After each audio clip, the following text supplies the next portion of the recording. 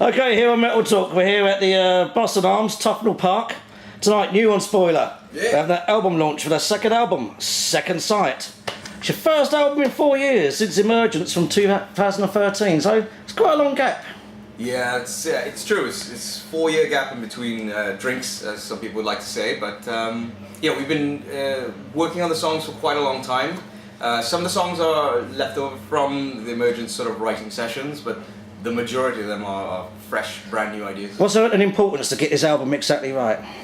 Certainly. Yeah, it was. I mean, we even had some sort of like discussions about like. Well, personally, I really felt very strongly that I'm not releasing anything if I'm not happy with it. I'm not just gonna go into the studio and record something that I'm just for the sake of it. I have to be like very happy with it, and that's what happened. And it's got striking album cover artwork. Tell us about the artwork. We got in touch. Well, you found him. Jar found this Bulgarian. Yeah, I think so. I think so. Yeah. Artist called J Otto, and he's Hungarian. Yeah. He's Hungarian. Sorry. Hungarian. Sorry. And yeah, he specializes in sci-fi theme. Different sort of graphics and stuff. So he showed me his work, and I said, yeah, you know, I want this guy, you know, like you know. And luckily enough, he's a musician as well. He told us he's a bass player, so we had a good relationship from the start. And it took a little while, you know, because we tried a few ideas with him, but it was at some point where I saw some of his artwork. He has some motherships that resemble some sort of words, you know, and stuff. So that's where I got the idea. Can you do our band logo on a sort of mothership? You know? Yeah. From then on. Just to add to that, I think one of the main ideas I had and we had from the beginning is to get back to that sort of ethos of being able to look at a nice piece of artwork while you're listening to the album and just get involved in listening to music again. There's so many distractions around, and kids are growing up with God knows how many different amazing things to see and do, and we just want to be able to portray music the way we remembered and the way I think it should be consumed, which is just all encompassing. Yeah, okay, MP3s and the different qualities for portability, that's fine, but if you want to sit and listen to music, you read the liner notes, you look at the album, you listen to the album, and you just get engaged. Transport yourself into that cover. So you're bringing it on vinyl as well. And did you make an album like in the old days? Like the running length is like an old style 70s album, the running order, everything must be to the final age. Yeah, I mean, I was quite obsessive about that because I think, again, wanted to put it on vinyl. Anything over 43 minutes, you lose dBs of sound, things like that. But it also splits very evenly, 4 on side A, 4 on side B, 8-track album, no filler. It was very important that we do 8 killer tracks, and we threw in a cover there just for good measure. And yeah, it was that ethos, Did you think it's a forgotten art that too many new bands are making albums that are, first with the CD age, albums were 73 minutes long, now you've got downloads and digital. People are forgetting the art of what is an album as such. Unfortunately, not even the new bands. I mean, I'm sorry to say this, but I really struggle to listen to an Iron Maiden album without falling asleep. Well, exactly. The last album, Book of Souls, was 90 minutes long, and it's a long boy. Yeah. I love the band. To be honest, it's a lot to ask, isn't it, for concentration, like the span of concentration of people is everything more than an hour. I think is asking too much. Yeah, definitely. Yeah, I totally agree. You're sort of influenced by the new wave of British heavy metal sound, but you sort of also post sound that like sort of Megadeth sort of thrash sound. How would you describe yourselves? I think what I see us sounding like is a continuation of what that classic era was. We don't want to relive it, we don't want to revive it, we don't want to rehash it, rewarm it, microwave it over. No, we want to do something fresh, but it has to continue. It's as if the 90s and the 2000s never happened. just continue on.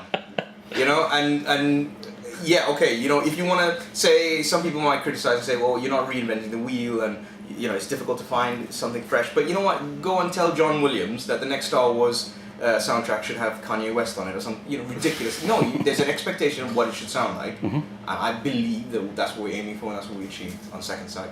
Excellent. And you're based in London, but London's a big melting pot of multiculturals, and you're part of that. So how did you all meet in the first place? Oh. And what did your outside influences bring to the band? By accident. For me, I just found an ad. They were looking for a drummer. I saw the stuff. It was great. Auditioned. It was great. Obviously, it's successful. The multi-drum audition as well. Yeah. Very well. Yeah, it all started really. What year was that? 2005? Yeah, it's been a long time, yeah. I mean, well, me and him. Yeah, Headless Cross, yeah. Yeah, 2005. Oh, you remember that?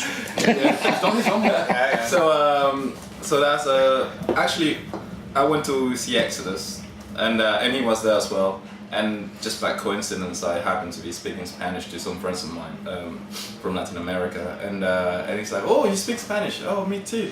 And then that's how we became friends. And then we just kept in touch. And then one day he called me, "Hey man, I just joined this band that I'm playing with, and do you want to join?" I'm like, "Okay." So that happened. Then that band dissolved, and then one day, somewhere around 2009, I was like, "Hey man, I think we should start our own thing, you know." He's like, "Yeah, actually, let's do that." So he had a bunch of tracks written down, and we started working on it. We got a drummer, and then after that, we found him, and then I found them. oh yeah, that's true. So after that happened, in 2010, we released our first EP, and that's how it all really happened. And collectively, do you have all different sort of music styles, or are you all into the same music? For the most part, I think the three of us are into the same kind of bands. I mean, we all like the classic heavy metal bands, but also I guess given our cultural backgrounds, that I guess sort of like plays a little influence. Like at least speaking for myself, sometimes I sort of like implement sort of like I don't know, say kind of like whatever the beat may be for an Aztec sort of drum, I would implement that sort of rhythm into my playing. Sepultura, sort Yeah. Latin American beat. That sort of thing, but I may also borrow some sort of a flamenco, Mexican sort of like mixture in there into my bass playing as well. You never get tempted to throw some maracas in or anything? Not yet. Or even better, the Latin American heavy metal bands, which are many and are very good, and you will take a lot of that, You recently shot a video for Slay the Beast. Yeah. Excellent video, great production. What was that like, filming that? Well, you found the. Well, we were doing a bit of research, well, me and him really, and we came across sitcom Soldiers, and we did a little bit of a homework and found out these guys, like, they do big stuff and they work with bands like Dragon Force, and we're like, okay, these guys may be good. So I gave them a call, got a code, and they seem like really nice guys. So we went there, and they really understood what we wanted to do, and they definitely delivered, and we were really happy with the whole result that we got from them. Because it does look like you really are playing live, they got you to throw the right shapes and... Yeah, we do. It was a hell of a day, so you had to drive. Very tiring. But they made it very comfortable. Everything was comfortable. Yeah. They understood. They were comfortable. Yeah, and we had to do not just multiple takes, but multiple takes. Oh, yeah. Into something takes at the same time. With the same energy. We were knackered. Yeah. But it was worth it. I think for us with Neuronspoiler, we try to maximize. We don't obviously have the massive budgets that Metallica and so on, but we try to maximize what we do have and try to produce something of quality, of real, genuine quality, with what we have. So. Try to compromise. I mean, we had succeeded in that. Yeah, we had like more over the top ideas. Yeah. It's gonna be a script and stuff. But we are not at that station. Next time. Talking of over the top ideas, your dress wear on stage, the man in the middle here, Sid, is a real heavy metal warrior Mad Max style character. Have you ever tried to convince the guys and the rest of the band to wear the same stage wear as you? Yeah. Whatever you're doing. Yeah. Thanks for bringing that up. Sure subject. No, actually, funny enough, this guy. This little fella is the youngest member of the band. Yeah. I mean, he's like my little kid, I went to Your the little show, brother. and, Like a little brother, and I got his boots, and I got his trousers, So yeah, I do a little bit of that, It's my mom, no matter. He even talk to me in a bedtime. It's just that thing of make an effort, right? People come, they pay money to see a show, they put money down to listen to something. They want to be entertained. They make an effort. Don't stare at you. And he stands out. He doesn't look like he's got off a bus. He looks real cool. So great. You spotted Lee Aaron recently. Obviously the metal queen from the 80s. Who else would you love to tour with? What would be your dream bill? We've got one. Yeah, one each. Oh, well, I'd love to go on tour with someone like Judas Priest. Yeah, Judas Priest. That's it. Yeah, Judas Priest or Queensryche with Off Date. I would really love that if they did a Minecraft tour again. I'd love that. I'd be well over the moon. If you bent my arm, I would say Maiden. I mean, it has been since I was small, and we've met Steve Harris. He's a lovely guy, but yeah, Maiden. Excellent. Accept all the way. Oh wow, yeah. I think probably Metallica, like at the end of the 80s, yeah. That would be a big show. Yeah. Yeah. How about you, Matthew? I would go for Megadeth then. All right. Just to spike him up. I would too. That would be fun, I suppose.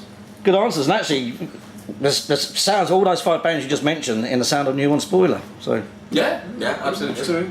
You have like different influences, we have like core influences, but then each of us have different influences outside of this heavy metal, classic heavy metal thing. Yeah. So that's what brings something new or fresh sounds to what we do, I think. excellent. So what's your ambitions for the future? World domination. Why not? Who cares? Yeah. World. Funny enough, we were mentioning earlier, and I remember from day one, we started rehearsing songs, and as soon as we wanted to play gigs and get invited to festivals, they will say, "Oh, but you need a record." To be honest, I always remember that for me, like it's always been like I just record records because in the hopes of getting better gigs, and. It's the same for this album, We're hoping that this is the album that's gonna finally put us into a couple of decent festivals, And yeah, I mean, it's, forget about fame and fortune. I don't care about that. I just want to play with nice lights, nice sound, nice crowd. I'm happy. Like I'll do it for free anytime. Okay, that is not a binding statement. We will not do things for free, never, no. Also, it helps, building a scene because, we've played in the UK and London for a number of years, and it's sort of hits and miss with different bands and different friendships and sort of making a scene happen. I think now with Dissonance Productions, our label that we're on, and with bands like Seven Sisters we're playing with, and many other different bands just coming up, it's a really exciting time for British metal music, and we're happy to be part of it. Just about to mention that actually, because you are playing with Seven Sisters tonight, a great band. Yeah. And there is a new scene. It's all sort of inspired by the old Neuro British metal sort of sound and the Priest, the Saxons kind of sound. So, what other bands would you recommend for young metalheads out there to listen to? Definitely Seven Sisters, I would. Mighty Wraith, I think from Birmingham, that's a band that I really like. New bands or New bands, yeah. or classic bands as well, like obscure bands. Demon. British bands. Anyone. Oh right, that's it. Eliminator's good. They're on the Eliminator, compilation as well. British well. compilation. Great band. Aside from them, I mean, personally, I really like this great band. They're called Wardrobe. They're really good, really good, amazing. Whenever you get the chance, and these other band are very good friends of mine. But I actually discovered them because I was looking for new bands to listen to, and I discovered this Polish band called Night Mistress. Incredible. I mean, just one of the best bands that there's out there. Nice bunch of guys as well. Great bunch of guys. And you just mentioned that you are signed to Dissonance Productions. Yeah. What does that mean to you, be signed to them? Well, I mean, we were talking earlier on. I walked into HMV in Oxford Street just yesterday, and there was our CD just there, waiting, nestled in between Motorhead and Nine Inch Nails, Metallica, Megadeth, and so on. It's just that extra push. And people say, "Oh, you don't need a label." Well, it's true that we did DIY for many number of years, but we want to keep moving on in a forward direction. And having a label, and there was a gap in the British market for a British company label doing British heavy metal. Usually you have to go to Germany or Sweden or wherever, because that's where the production houses were as well, which is fine. But I think Dissonance have tapped into something now that we've been missing for a long time, And that's just the force that needs to be pushed through. That's what it needs to be on a British label for us now, to help gel that movement, that scene. And we're really hopeful that... And that's where it all started as well, so... This is the place where it's invented, yeah. Yeah, That's why excellent. we're here. And when you did see your CD in HM3, did you sort of pick it up and say, hey everybody? I got in trouble. I started filming. I took my mobile phone and I was like filming. And it's like I heard somebody speaking on the walk. So he's a man. He's checking out the layout of the store. And I'm like, no. That's not what I checked. Yeah, then I said, this is our album. It's released today. I'm very excited. I'm obviously overly excited. And he didn't. You know, I became a VIP. He took me upstairs. Yeah. Anyway, but it was a good experience. Also, it's a proud moment. Yeah. But it was a proud moment because you walk into a music store and I've done that. When they had the old Virgin Megastore. I said one day I'll see my album up there. Yeah. And that day was yesterday. And that's a very proud moment for us all. Brilliant. Neuronspoiler, it's been great talking to you. The album's Second Sight is out right now. Yeah. And Seven Sisters are on stage, and I'm going to go up downstairs and Check 'em out. Check them out. All the best for the future. It's been great talking to you. Thank you. Thank you. Cheers. Cheers.